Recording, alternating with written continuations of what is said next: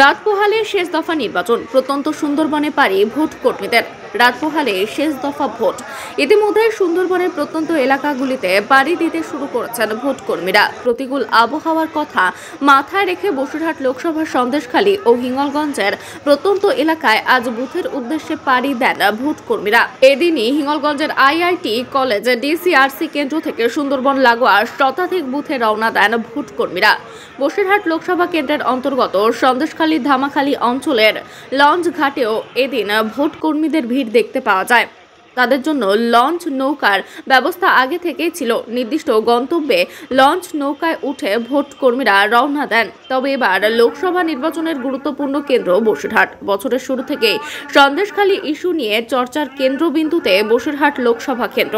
তৃণমূল কংগ্রেসের হাজী নুরুল ইসলাম, গেরুয়া শিবিরের প্রার্থী রেখা পাত্র ও বাম প্রার্থী নিরাপদ সর্দার। তবে শেষ হাসি কে হাসবে তা শুধু সময়ের অপেক্ষা।